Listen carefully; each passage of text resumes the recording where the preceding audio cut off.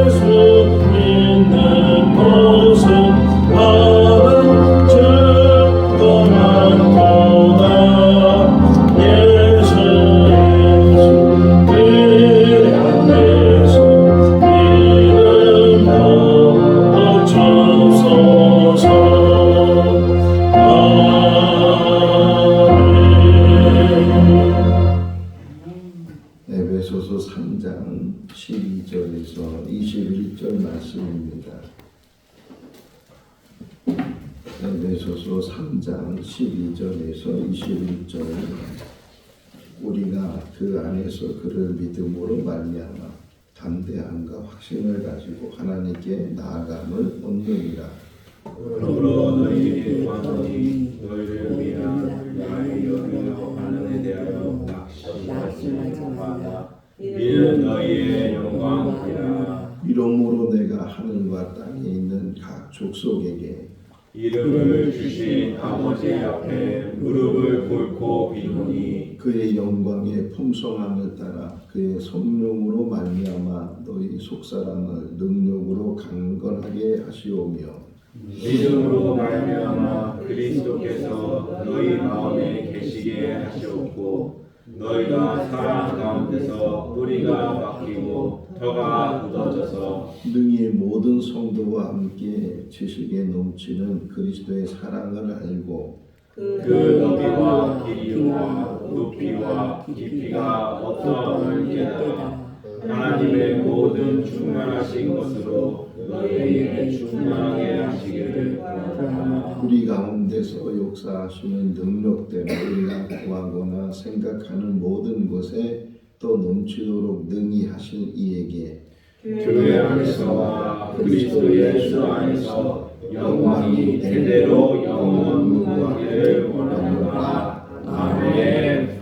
할렐루야. 아멘. 안중근 되어요. 안중근 의사라고 하죠. 병을 고치는 의사예요. 나라를 위해서 자신의 몸을 바친 독립운동 하신 분 중에 한 분이고, 그 안중근 의사에 의해서 하얼빈에서 이토 히로부미가 사살을 당하게 됐어요. 도망가지도 않고 거기서 붙잡히게 되고, 그리고 감옥에 갇혔다가 결국은 사형을 당했어요. 자, 그러면 안중근 의사가 이토 히로부미를 이제 죽이고, 그리고 감옥에 갇혀 있을 때 후회를 했을까요? 안 했을까요? 왜 안 했어요?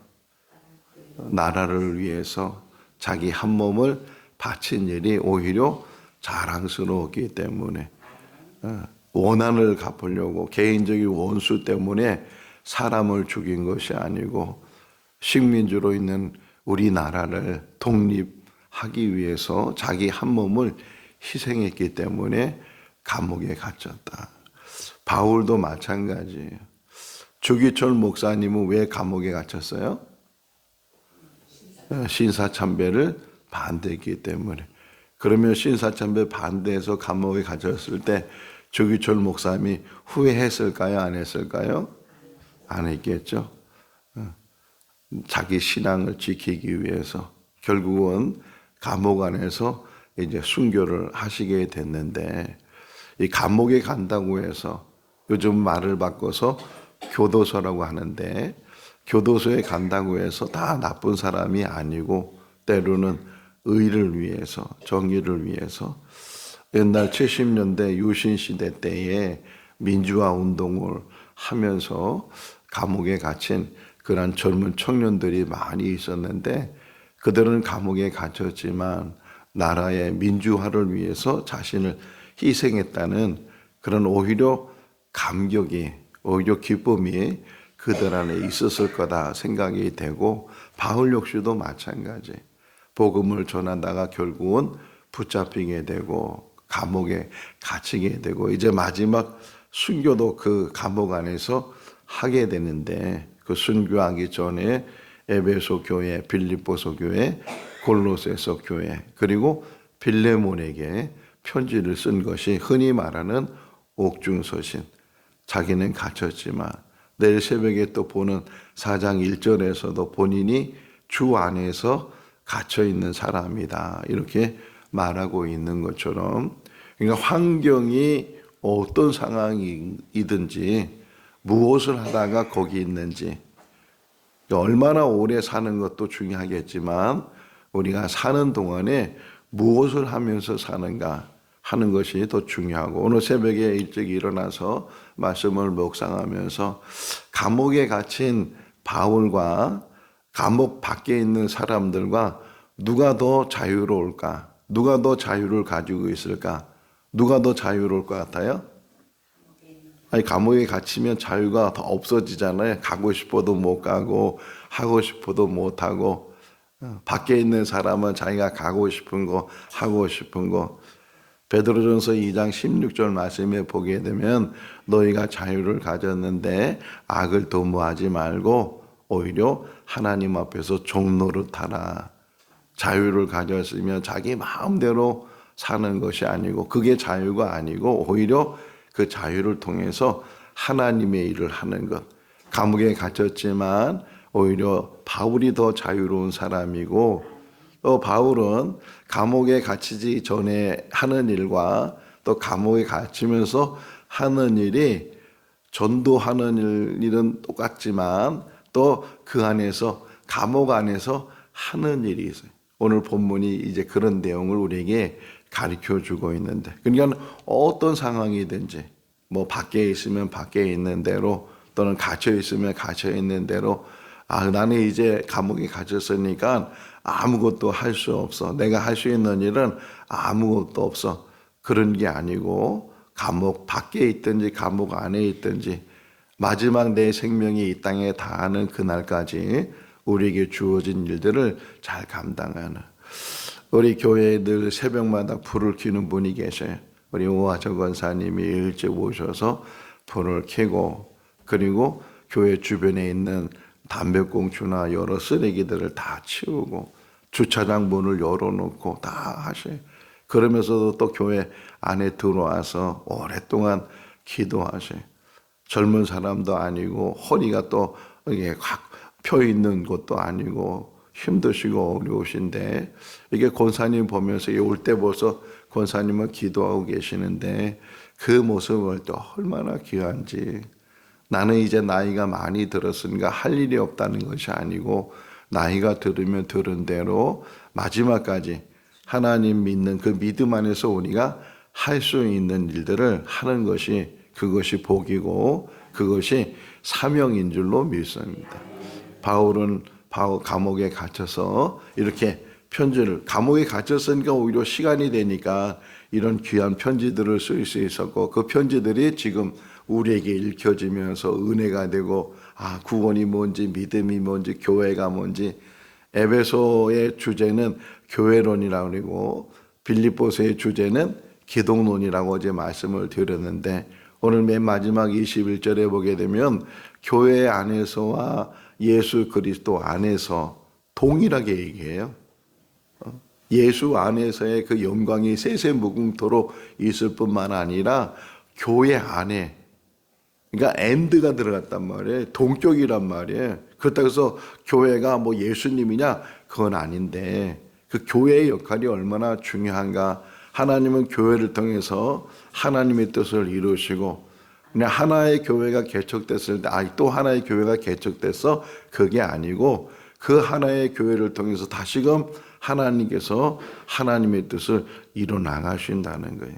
생거진천교회도 우리가 세운 것이 아니고 하나님께서 하나님의 방법으로 하나님의 그 역사하심 통해서 이 교회가 자연스럽게 세워지게 되고 지금은 어린아이 같지만 연조가 얼마 되지 않지만 이 교회를 통해서 하나님께서는 하나님의 뜻을 이루어 가실 줄로 믿습니다. 그 가운데 우리를 부르시고 우리에게 사명을 주시고 또 때가 되면 그 사명이 다른 세대에 다른 사람들에게 연결이 돼서 하나님이 영광을 받으시고 하나님의 뜻이 이루어지게 되는 줄로 믿습니다. 자, 바울이 이렇게 옥에 갇히면서 그가 할 수 있었던 게 뭐냐? 감옥에 있든지 밖에 있든지 항상 그는 오늘 12절의 시작을 보게 되면 항상 하나님 앞에 나갔다. 할렐루야. 12절 읽어볼까요? 그 안에서 그를 믿음으로 말미암아 하나님께 나아감을 얻었느니라. 밖에 있으면 오히려 하나님께 더 가까이 나가는 게 쉽지 않은데 갇혀 있으니까 오히려 자기 마음대로 돌아다니지 못하고 그러니까 오히려 그것이 그에게 유익이 돼서 그 안에서 할 수 있는 일을 찾았는데 그게 뭐냐? 하나님께 더 가까이 나가는 거예요. 담대함과 간절함을 가지고 담대하게. 히브리서 4장 16절 말씀에 보게 되면 때를 따라 은혜를 주시는 은혜의 보좌 앞에 나아간다. 하나님의 보좌 앞에 나갈 수 있는 것. 이 새벽에 왜 나오셨어요? 이 새벽에 더 잠을 주무시지. 지금 잠도 부족하고 그럴 텐데 이 새벽에 나오는 것은 저를 보러 나오는 것이 아니고 옆에 있는 사람을 보러 나오는 것이 아니고 더 하나님 앞에 가까이 나가기 위해서. 근데 오늘 수식어가 뭐예요? 담대함을 가지라는 게. 불안하지 말고 염려하지 말고 근심하지 말고 13절에 나오잖아요. 너희는 낙심하지 말라. 낙심하지 말고 좌절하지 말고 근심하지 말고 포기하지 말고 담대함을 가지고. 왜요? 하나님이 계시는데 하나님만큼 능하신 분이 어디 있으며 하나님이 붙들어 주시고 하나님이 역사하시면 내가 잘못해서 다 잃어버렸다 할지라도 그것을 회복시켜 주시는 분은 하나님이시에요. 나는 할 수 없어도 하나님은 하실 수 있다. 우리 빌립보서 강의를 들으면서 교회 은혜를 많이 받았는데 다시금 재해석을 들었던 것 중에 하나가 우리가 빌립보서 4장 13절의 말씀, 내게 능력 주신 자라서 내가 모든 것을 할 수 있다. 이거를 혹 이제 물론 그렇게 해석을 해도 능력 주시면 모든 것을 할 수 있다는 그런 해석을 할 수도 있지만 그 앞절과 뒷절을 다 연결하고 보게 되면 주님의 일을 하는 일에 있어서 우리가 모든 어떤 형편, 부하든지 가난하든지 그 모든 상황에서 우리가 모든 비결을 배웠기 때문에 부하면 부한 대로, 가난하면 가난한 대로, 자유가 있으면 자유가 있는 대로, 자유가 없으면 자유가 없는 대로 그냥 내가 하나님을 의지하는 그 가운데 모든 것이, 그러니까 제일 중요한 게 이따 또 나오지만 중요한 게 뭐냐면 평안이에요. 예수님이 부활하시고 이제 숨어있는 제자들을 찾아와서 너에게 평안이 있을지어다. 물론 유대인들의 이산법이지만 그때 그 똑같은 말인 것 같은데도 다르잖아요. 요한복음 14장 27절 말씀에 뭐라고요? 내가 너에게 평안을 주노니 세상이 주는 것 같지 않다. 세상이 주는 것 같지 않다. 이 비교는 뭐예요? 세상이 주는 것은 환경적이고 조건적이고, 그래서 환경이 좋으면 뭔가 잘 되면 뭔가 이루어지면 뭔가 가지면 그때 기쁨이 막 넘치고 평안이 있고, 뭔가 다 잃어버리면 그때 실망하고 낙심하고, 그게 세상적인 건데, 근데 내가 주는 것은 그렇지 않다는 거예요. 있으면 있는 대로 없으면 없는 대로 그냥 모든 상황에서 평안하다. 예수님이 보여주셨잖아요. 풍랑 맞는 배 속에서 그 고문 앞에서 예수님은 뭐 하고 계셨어요? 주무시고 계셨어요. 물론 피곤하셔서 주무셨겠지만 그 안에 평안이 있으니까. 제자들은 두려워서, 배 안에 있는 사람 두려워서 죽게 됐다고 그러지만 죽음까지도 하나님 손에 맡기고 사는 우리의 삶 속에는 어떤 상황이든지 평안할 수 있기를 바랍니다. 두려워하지 마세요. 염려하지 마세요. 근심하지 마세요. 어떤 문제가 있든 어떤 일들이 생기든 닥치든 다 하나님께서 우리 읽은 모든 것을 아시고, 20절 말씀에 미리 보시면요, 하나님은 주시되 더 풍성하게 주시는 분이시다. 구하는 것만 딱 맞춰가지고서 5을 달라는데 5만 딱 주시는 분이 아니고 5을 달라는데 10을 주시는 분이고 20을 주시는 분이고, 열왕기하 4장에서도 이제 빚 때문에 두 아들이 노예로 팔려갈 그런 상황 속에서 엘리사가 그 가정이 가지고 있는 기름을 통해서 이제 하나님의 능력 가운데 기름이 빌려온 그릇마다 채워지게 됐을 때, 이 여인의 소원이 뭐였냐면 빚만 갚아서 두 아들만 잡혀가지 않는다면 그것만 해도 너무 감사할 것이고 기쁠 것이고, 근데 4장 7절 말씀에 보게 되면 그가 다시 엘리사를 찾아왔을 때 빚을 갚고 그 나머지는 생활비로 써라. 그 나머지는, 할렐루야, 넘치게 하시는 분이 하나님이신 줄로 믿습니다. 낙심하지 말고. 낙심이 뭐예요? 마음의 상함을 갖는 거거든요. 일이 안 이루어져서, 내가 계획했던 일, 내가 생각했던 일, 그런 일들이 안 이루어져서 마음에 상함이 생기는 게 낙심인데, 너희가 낙심하지 말라. 내가 갇혀 있다고 낙심하지 말고, 문제가 생겼다고 낙심하지 말고, 오히려 뭐라고요? 하나님 앞에 나가서 무릎을 꿇어라. 하나님께 나가는 것이 모든 문제를 해결할 수 있는 방법이에요. 호텔에 가면 지배인이 가지고 있는 키를 무슨 키라 그래요? 마스터 키라 그래요. 손님들은 자기 방만 열 수 있는 키를 받지만 지배인은 모든 문을 열 수 있는 키를 가지고 있는 것처럼 기도가 바로 그거예요. 하나님께서 우리에게 마스터 키를 주셨는데 염려하지 말라. 근심하지 말라. 예수님도 예수님 공생의 후반적으로 가실 때마다 예수님이 이제 떠날 걸 아시니까 제자들에게 또 사람들에게 너희가 내 이름으로 구하라. 그러면 구하는 모든 것들은 받을 것이다. 믿고 구하라 그래. 믿고 구하라. 이거 주시나 안 주시나 의심하거나 부정적인 생각 가지고 구하는 것이 아니고 믿고 구하게 되면 분명히 주시되, 어떻게 주신다고? 20절 더 풍성하게 더 많은 것으로 주시는 분이시다. 이렇게 우리에게 설명을 해주고 있어요. 자, 그러면서 이제 바울이 그 감옥에서 할 수 있는 최고의 일이 뭐냐? 기도하는 일이라는 거예요. 기도하는 일. 할렐루야. 우리도 최고의 일이 뭐예요? 기도하는 일이에요. 우리 오하자 권사님이 최고의 일을 지금 하고 있고 여러분들도 최고의 일을 하고 있는데, 이 기도라는 게 이렇게 귀한 일이고 이렇게 값진 일이고, 우리 정호교 집사님이 이렇게 새벽에 나와서 함께 예배드린다는 게 기적 중에 기적이에요. 우리 신권사님의 기도 제목이었거든요. 같이 새벽자단에 싸우면 좋겠다고. 얼마나 피곤하셔요. 육신적으로 늘 낮에는 일을 해야 되고, 그런데도 불구하고 또 결심하면 또 안 되는 일도 되는 일인데 와서 하나님의 말씀을 듣는데 처음에는 이것이 잘 안 돼요. 여기 보게 되면 이제 자리를 잡는 이야기가 나와요. 나무를 이렇게 옮겨 심었어요. 나무를 옮겨 심으면 그 나무가 금방 잘 이렇게 자리를 잡는 게 아니고 뿌리를 다시 내려야 되고 다시 견뎌내야 되고 그러면서 서서히 자리를 잡았을 때 그게 이제 자라서 열매를 맺게 되는 것처럼 안 하던 일을 하려면 자리를 잡아야 되잖아요. 자리를 잡아야 되고 옮겨지게 되고 그런 일인데 그런 일들을 하다 보면 지금 여기 오신 분들은 다 새벽자들 오래 쌓았다 보니까 당연하게 우리가 습관적으로 이렇게 새벽에 나와서 아무 이상 없이 재단을 하고 또 이렇게 말씀 듣는 것이 늘 마음의 기쁨을 갖고 그런데 처음에는 그것이 어설프기도 하고 낯설기도 하고 그런데 점점 말씀이 막 들어오기 시작해요. 새벽에 막 기도하가 처음에는 기도도 5분도 못하고 1분도 못하고 그랬던 기도가 우리 신우승 권사님이 그래서 중보기도 하되 우리 정옥 이사님이 방언기도 하도록 할렐루야.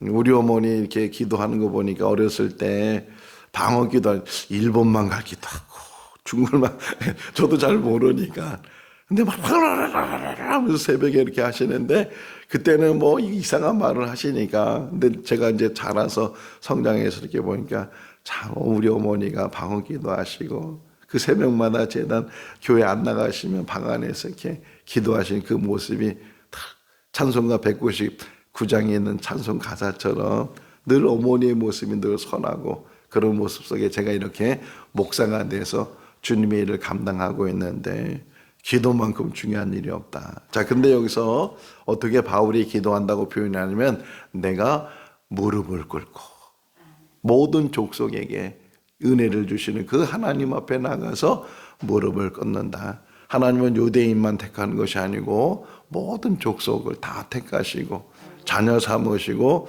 하나님의 백성을 삼으시고 그 가운데 우리가 있는 거예요. 우린 유대인도 아닌데 동양이 저 먼 극동이잖아요. 중동 극동 얼마나 거리가 멀겠어요. 그럼에도 불구하고 그 복음이 여기까지 오게 되고 우리에게 들려지게 되고 알게 되고 믿게 되고 이제는 그리스도를 산다는 것이 얼마나 귀한 일이냐. 우리는 무릎 꿇는 일이 습관적으로 잘 돼 있어요. 지금은 다 의자 앉아서 이제 서서 생활하는 그런 문화로 바뀌어 나갔지만 예전엔 다 앉아서 또는 예배 드릴 때 무릎 꿇고 제가 아는 장로님 한 분은 항상 옛날에 구역 예배 이렇게 드리면 1시간씩 예배 드리고 그분은 강사님이었는데 근데 1시간 동안 무릎 꿇고 말씀을 전하시는 거예요.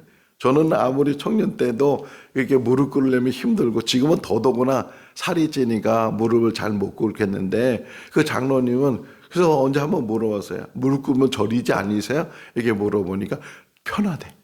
그게 습관이 돼 있으니까 무릎 꿇고 그러니까 무릎 꿇는 의미가 뭐예요? 하나님 앞에서 간절함을 갖는 것이고 겸손을 갖는 것이고 엎드리는 것이고 무릎 꿇다는 상대방에게 자기를 낮추는 거잖아요. 항복하는 모습이고 사신들이 왕을 찾아서 제일 먼저 하는 게 뭐예요? 무릎 꿇고 경배하는 것처럼 이렇게 기도할 때 기도의 모습이 지금은 다 의자가 왜 생겼어요? 하나님을 왜 생겼어요? 사람들을 왜 생겼어요?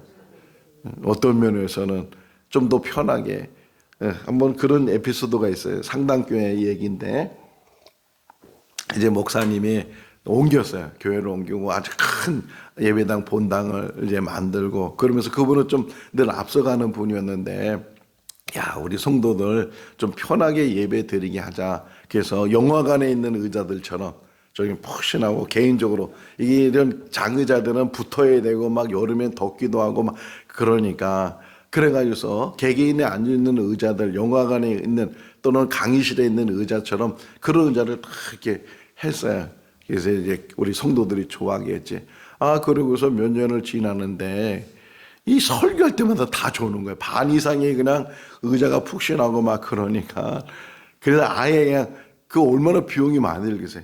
다 치워버리고 다시 장의자로 다 그냥 바꿔버렸는데 점점 교회도 세상 세속화돼 가고 그러면서 인간적으로 편해지는 것 설교가 길면 길다고 예배가 길면 예배가 길다고 항상 그게 우리의 기준 속에 자꾸만 모든 것들을 바꿔나가고 그러는데 할 수만 있다면 정말 무릎 꿇는 자리에 가서, 제가 감동받은 것 중에 하나는 그 부산에 부교육자들 갔을 때 새벽에 일어나서 옆에 있는 호텔 옆에 있는 교회를 찾아갔는데 새벽 예배 다 마치고 불이 다 꺼지고 그리고 음악이 쭉 나오는데 사람들이 막 금방 일어나더라고요.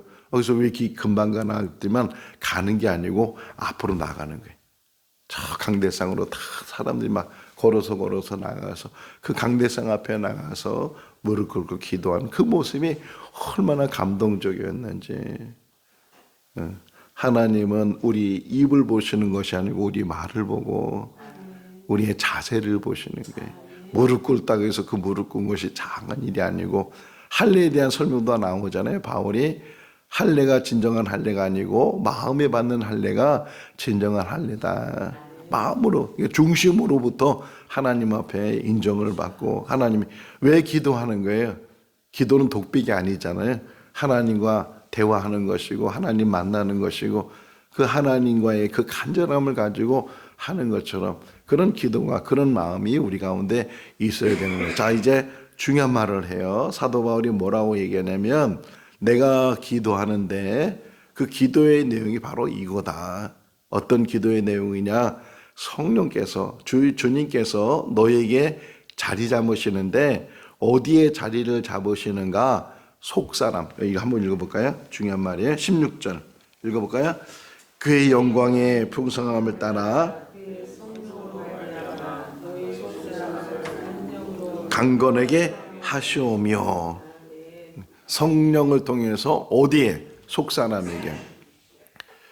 이건 두 가지 의미를 가지고 있어요. 옛사람과 새사람의 의미도 있죠. 새사람의 의미, 겉사람과 이제 속사람 이렇게 표현하는데, 이 속사람의 의미, 우리가 지금 이렇게 몸만 우리가 아니잖아요.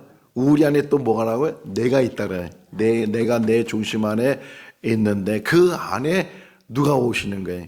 예수 그리스도가. 그 안에 예수 그리스도. 자, 17절이 그 설명이에요. 10절 읽어볼까요? 믿음으로 말미암아 그리스도께서 너희 마음에 계시게 하옵시고 너희가 사랑 가운데서 뿌리가 박히고 터가 굳어져서. 속사람, 성령을 통해서 속사람 안에 이제 누군가 오시는 거예요. 근데 그 누군가 오신 그분이 누구시라고요? 예수 그리스도이시다. 어디에? 너희 마음 안에 예수 그리스도가 너희 마음 안에 오시게 되고, 그런데 그분은 어떤 분이시냐? 사랑이 넘치시는 분이시다. 그 사랑이 얼마나 크신 사랑인가. 45년 전에 제가 20살 때 불렀던 복음성가, 여러분도 다 듣고 아시는 복음성. 주님이, 예수님의 사랑 신기하고 놀라워. 예수님의 사랑 신기하고 놀라워. 하늘 그보다 높고 바다 그보다 깊고 우주 그보다 넓은 크신 사랑. 하늘이 얼마나 높아요. 근데 그보다 높아요. 바다 얼마나 깊어요. 정말 깊은 바다는요, 만 미터 이상이 된다는. 일본 쭉 태평양 쪽으로 가게 되면 10,000미터보다 더 깊은 그 바다보다 더 깊고 우주 얼마나 높아. 근데 그게 예수님의 사랑에는 비교가 안 된다는 거예요. 그 사랑이 어디 안에? 우리 마음 안에. 근데 어떻게 표현하냐면, 잡으세요. 너희 마음 안에 계시게 하시옵고. 수동적에. 내 마음대로 예수님이 계시는 것이 아니고 하나님의 뜻에 의해서. 수동적. 그러니까 하나님이 주셔야 돼. 성령도 하나님, 요번 주일이 성령 강림 주일이거든요. 성령님이 오시는데 하나님이 보내시잖아요. 이것 때문에 서방교회, 동방교회 나눠졌다고 하잖아요. 성령님이 누구에 의해서 오셨냐? 서방교회, 동방교회에서는 하나님의 의해서, 성부에 의해서 오셨다. 서방교회에서는 성부와 성자에 의해서 오셨다. 그거 하나 때문에, 물론 다른 문제들이 많이 있었지만 그런 거 하나 때문에 오히려 동방서방이 나눠지게 됐는데 하나님이 보내시는 거예요. 물론 예수님을 통해서 하나님이, 근데 또 성령님도 하나님이시잖아요. 하나님께서. 그러니까 삼위 하나님께서 그 시대에 따라서, 그 상황에 따라서 성부 하나님이 구원에 계획하시고 성자 하나님이 구원을 이루시고 그 구원을 통해서 증거하시고 이제 믿게 하시고 확증하시는 그 성령께서 오시는데 그 성령을 통해서 우리 마음 안에 예수 그리스도가 자리 잡는 거예요. 뿌리를 내리는 거예요. 우리 안에 뭐가 있는가가 중요해요. 우리 마음에 예수가 가득 채워질 때 그게 복음이 채워지는 것이고 복음의 사람이 되는 것이고 그 사람이 가장 부유한 사람이고 그 사람이 가장 행복한 사람이고 그 사람이 가장 복음 안에서 뭐가 부족하겠어요? 뭐가 염려되겠어요? 복음은요, 이 세상과 저 세상을 다 포함하고 있는 거예요. 다 가지고 있는 것이고 살아도 죽어도 살아있으면 하나님의 일을 이 땅에 더 할 수 있으니까 감사하고 부르시면 이 땅에서 그 모든 일 다 마치고 하나님 앞에 가니까 그것도 감사한 일이고 사나 죽으나 먹으나 마시나 그 모든 일에 있어서 뭐라고요? 하나님의 영광이에요. 정말 그보다 높으시고 그보다 기쁘시고 그보다 넓으신 그 예수 그리스도의 사랑이 뭐라고 해야 돼? 19절 말씀에 보면 충만하다. 할렐루야. 하나님은요 충만케 하시는 분이에요. 만물에 충만케 하시는 분이고 우리 삶 가운데 충만케 하시는 분이고 내가 필요한 모든 것들을 아시는 분이신데 흔히 세상 말로 째째하게 하시는 분이 아니시고 넉넉하게 하시는 분이시고 자 20절 한번 읽어볼까요? 우리 가운데서 역사하시는 능력대로 우리가 구하거나 생각하는 모든 것에 더 넘치도록 능히 하실 이에게 구하는 것 또 구하지 않지만 생각하는 것 그런데 그보다 더 넘치게 하시는 분이 하나님이시다. 근데 그 하나님이 뭐를 통해서? 교회와 예수 그리스도를 통해서. 그렇다고 해서 교회와 예수 그리스도가 이렇게 같은 건 아니고 예수 그리스도를 통해서 이 모든 일들을 이루시는데 그 통로를 어디다 잡았다고요? 교회를 잡으셨어요. 교회가 얼마나 중요한지 몰라. 이 교회는 하나님의 은혜가 흐르는 곳이에요. 수돗물이 우리가 이렇게 마실 수 있는 것은 뭐가 있었기 때문에 이 관이 있었기 때문에 관이 저 물을 만드는 그곳에서부터 그것이 관을 통해서 쭉 가서 우리까지 오게 되는 것처럼 하나님의 은혜와 하나님의 풍성하심이 충만하심이 예수 그를 통해서 교회 안에서 그 모든 역사를 이루시는 그런 은혜가 우리 가운데 있는 줄로 믿습니다. 생거 진천교회가 하나님의 교회가 되고 축복의 통로가 되고 하나님의 은혜가 넘치는 교회가 되고 우리가 나중에 간증할 때 내가 생거 진천교회를 통해서 신앙이 회복되고 믿음이 회복되고 복음을 알게 되고 사명을 깨닫게 되고 이곳에서 내가 하나님 만나게 되고 예수를 증인하는 증인이 되고 참 자유를 누리게 되고 이런 간증이 넘칠 수 있기를 바랍니다. 신부가 신랑을 잘 만나야 되는 것처럼 어떤 면에서는 교회를 잘 만나야 되잖아요. 뭐 시설이 좋고 뭐 크고 그거보다 하나님이 계시고 말씀에 살아있고 하나님이 역사하시고 하나님이 기뻐하시고 하나님이 영광이 나타나요. 영원토록 무궁하기를 원한다. 그런 교회가 될 수 있기를 바랍니다. 하나님이 세우실 줄로 믿습니다. 은혜가 풍성하고 사랑이 풍성하고 하나 이따 이제 4장부터는 하나에 대한 이야기를 해요.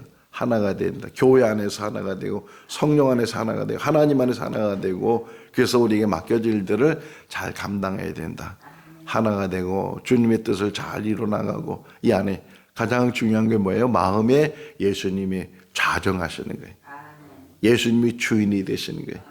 내 마음대로 살고 내 생각대로 살고 내 뜻대로 살고 내 원대로 살았던 그 모든 것들은 다 배설물로 여기고 다 내버리고 이제 하나님 뜻대로 하나님 말씀 안에서 자유가 있다해서 방종하는 것이 아니고 그 자유를 오히려 종이 되는 신분을 가지고 하나님 주신 사명 감당하면서 하루하루를 믿음 안에서 천국 바라보면서 예수님 오실 그날을 기대하면서 믿음으로 승리해 나가는 우리 모두가 다 될 수 있기를 주님의 이름으로 축원합니다. 기도하겠습니다. 사랑과 은혜가 많으신 하나님 아버지, 오늘도 새날을 주시고 주의 전에서 하루를 시작할 수 있도록 발걸음을 인도하여 주신 것을 감사합니다. 하나님 아버지, 우리가 할 수 있는 일이 무엇이겠습니까? 하나님께서 하시고 우리를 하나님의 도구로 세우시는 줄로 믿습니다. 우리가 할 수 있는 가장 위대한 일 중에 하나는 하나님 앞에 담대히 나가서 기도하는 일인 줄로 믿습니다. 무릎 꿇는 은혜가 있게 해주시고 오직 주님 앞에 간절한 사모함으로 아버지 우리의 마음과 우리의 소원을 주님 앞에 아뢰 수 있는 그런 삶이 되게 하시고 하나님께서는 그 기도를 들으시고 응답하시는데 차고 넘치는 은혜로 또 충만으로 함께하여 주시는 줄로 믿습니다. 우리 교회가 생명이 흐르는 교회가 되게 하시고 말씀이 살아있는 교회가 되게 하시고 예수만 가득 채워지는 교회가 되게 하여 주시옵소서. 사람을 자랑하는 것이 아니고 예수님을 자랑하고 하나님을 높이고 정말 하나님의 사랑이 얼마나 큰지 하늘보다 높고 바다보다 깊고 우주보다 넓은 그 하나님의 사랑, 예수님의 사랑이 우리 가운데 충만히 채워지게 하시고 넘치게 하시고 이 지역을 변화시켜 나가게 하시고 민족과 세계 선교를 위해서도 일하는 교회와 성도들 되게 하여 주시옵소서. 이제 주한이 내가 또 미국으로 출발하게 됩니다. 가는 모든 여정을 지켜 주시옵소서. 우리 주한이 건강케 해주시고 하나님의 사람으로 하나님의 일꾼으로 하나님의 사명자로 사는 귀한 아들 되게 하여 주시옵소서. 그 입을 통해서 하나님께 찬양할 수 있도록 도와주시고 그 입을 통해서 간증할 수 있도록 도와주시고 복음을 전하는 하나님의 일꾼으로 세움받게 하여 주시옵소서. 조언이도 축복해 주시고 그 가정이 믿음 안에 든든히 세워지게 하여 주시옵소서. 우리 모든 성도들 가정도 동일하게 은혜를 베풀어 주시고 복되게 하여 주시옵소서. 예수님의 이름으로 기도하옵나이다. 아멘. 마쳤습니다. 자유롭게 기도하시기 바랍니다.